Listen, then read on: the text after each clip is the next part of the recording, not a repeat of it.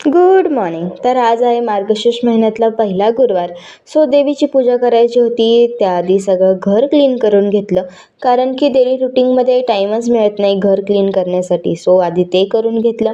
त्यानंतर मी पण मस्तपैकी रेडी झाले. पूजेची प्रिपरेशन करत होते. खूप जास्त टाईम जात होता माझा. त्यानंतर देवीला मस्तपैकी नटवलं. त्यानंतर देवीचं पुस्तक वाचलं, पूजा केली आणि त्यानंतर देवीची आरती पण केली. असं म्हणतात की आपल्याला हवा असा लाईफ पार्टनर मिळतो ही पूजा केल्यानंतर. सो दुपारी मला जेवण करायचं होतं आणि मी जेवणामध्ये आज बासुंदी पुरी जेवले. सो मस्तपैकी जेवण झालं होतं, एकदम पोटभर जेवले होते आणि मला खूप जास्त झोप येत होती. पण दारामध्ये रांगोळी काढायची बाकी होती. सो आधी ती काढून घेतली, कारण की दारात रांगोळी काढल्यानंतर दार खूप सुंदर दिसतं.